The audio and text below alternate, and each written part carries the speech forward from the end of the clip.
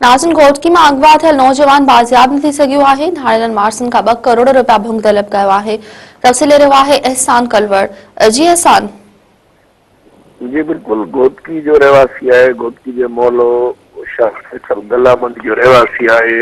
नवीद अहमद अब्बासी जो गुज़रियल सवा महीने का अगवा थियल है। उनके घोटकी पुलिस बाज़ियाब कराइण में मुकम्मल तौर नाकाम थी चुकी है।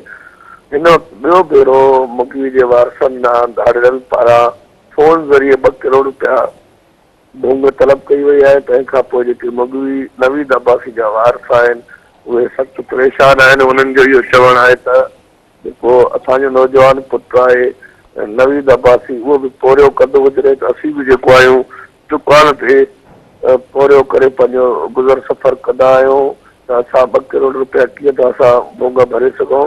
ऐं पुलिस खे असां केतिरा त भेरा मुगवी जी बाज़ियाबी लाइ राब्तो कयो आहे पर पुलिस हिन महिल ते कंहिं बि क़िस्म जो मुगवी जी बाज़ियाबी लाइ कख भॼी बीड़ो न आहे कयो।